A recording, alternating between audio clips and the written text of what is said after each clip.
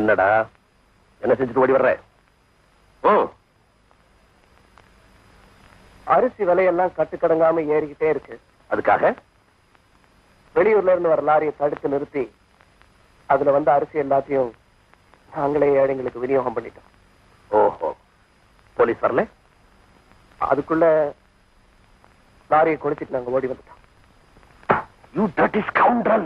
நீங்க திட்டுறீங்க, ஆனா அந்த ஏழைங்க வாழ்த்துனாங்களே. லாரியை கொடுத்தனா அரிசி விலை குறைஞ்சிருவா? ஒவ்வொரு பணக்காரனுக்கா புத்தி வரட்டுமே. சிறுதுளி பெருவெள்ளம். ஏண்டா பரீட்சை நேரத்துல இந்த மாதிரி வேலையெல்லாம் அவசியம் தானே? அவசியம் தானே எனக்கு தோணுது.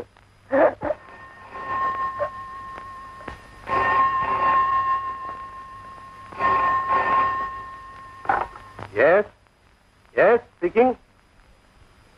ஆமா, என் மகன் தான். இங்கதான் இருக்கான், ரைட் பிஃபோர் மீ. நீங்க உடனே வரலாம். நோ இன்ஸ்பெக்டர், அவன் இந்த இடத்தை விட்டு தப்பி போகாம பார்த்துக்க வேண்டியது என் பொறுப்பு.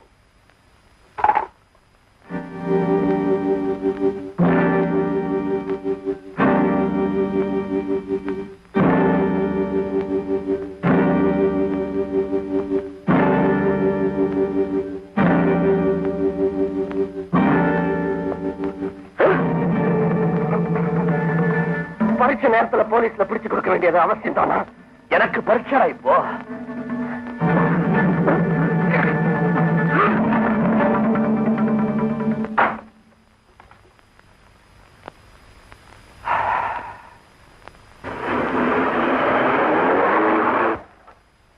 என்னுடைய கடமைத்தான் செஞ்சென்ற திருப்தி இருந்தாலும் தாயில்லா புள்ள என் ஒரே மகாமன். அவனுடைய பிரிவினால கஷ்டப்பட்டேன். 1 மாசம் ஜெயில் தண்டனைக்கு அப்புறம் அவன் விடுதலையாகி வந்தான்.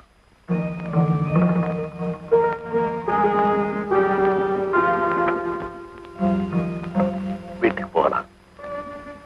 அன்னைக்கு உள்ள தள்ளி ரூம் கதவை மூடினீங்கல்ல, மூடின கதவு மூடினதுதான். Mister Mahendran, let's part as friends. உள்ள போயிட்டு வந்ததுக்கு அப்புறமாவது மாறி இருப்பேன்னு நினைச்சேன். Same old son, same old father.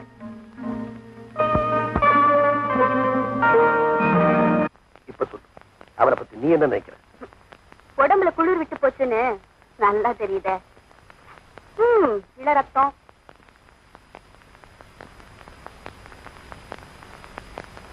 பெரிய புரட்சிக்காரன்னு தெரியுது. ஆமா, பிள்ளைய பிடிச்சு கொடுக்க துணிவு இருந்த உங்களுக்கு குத்தி வச்ச கத்திய மடக்கி வைக்க தெரியும் இல்லையா?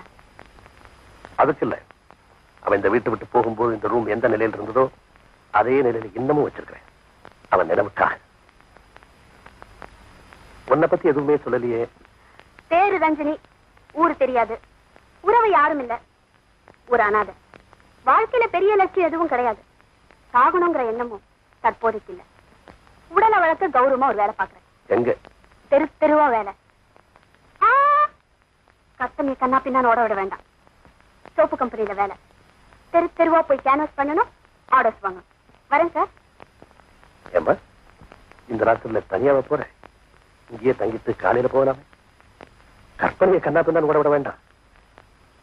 மன அமைதிக்காக உங்ககிட்ட பேசிட்டு இருக்கலாம்னு எனக்கு தோணுது. நீங்க என்ன பண்றீங்க? உங்க பையனை தேடி கண்டுபிடிச்சு மன்னிப்பு கேளுங்க. வரேன் சார்.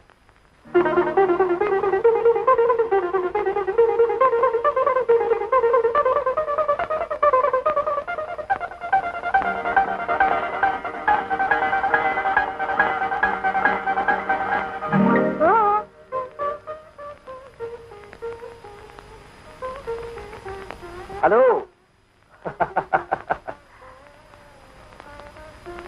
காத்த நான் தான் எடுத்து விட்டேன். உங்ககிட்ட கத்துக்கிட்டதான். Sorry, please.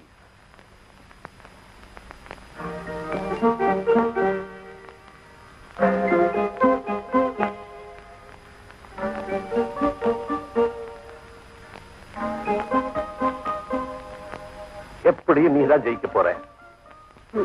இல்ல, உங்களை நான் ஜெயிக்க வைக்கிறேன்.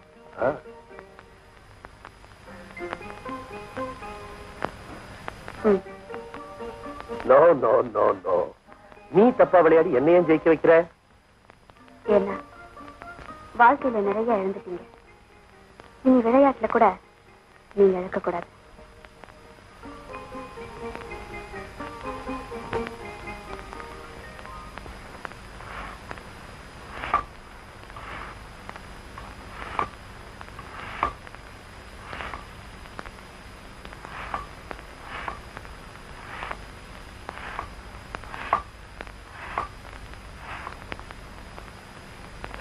புறப்பட்டாச்சா?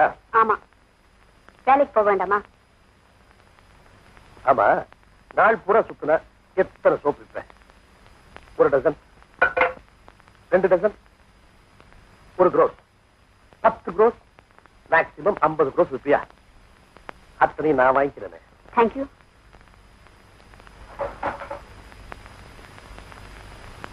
அஞ்சலி, யாருமே இல்லாத அனாதைன்னு சொன்னியே, இந்த வீட்லயே நீ தங்குற என்ன? தப்பொன்னும் இல்ல. ஆனா ப்ளீஸ், என் மகன் இருந்த இடத்துல ஒன்ன வச்சு பார்க்க ஆசைப்படுறம்மா. தனிமை என்ன ரொம்ப கொல்லுதுமா. தனிமையா?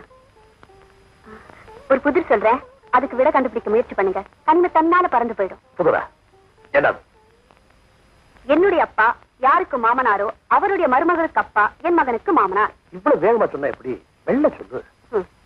என்னுடைய அப்பா யாருக்கு மாமனாரோ அவருடைய மருமகளுக்கு கொஞ்சம் கொஞ்சம் கொஞ்சம். என்னுடைய அப்பா யாருக்கு மாமனாரோ அவருடைய மருமகளுக்கு அப்பா என் மகனுக்கு மாமனார். போச்சுடா. அப்போ அவங்களுக்கும் எனக்கும் என்ன உறவு கணக்குடுங்க.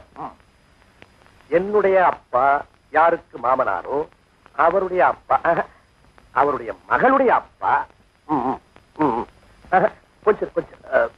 என்னுடைய அப்பா யாருக்கு மாமனாரோ அவருடைய மகளுடைய அப்பா. கொஞ்சம் கொஞ்சம்.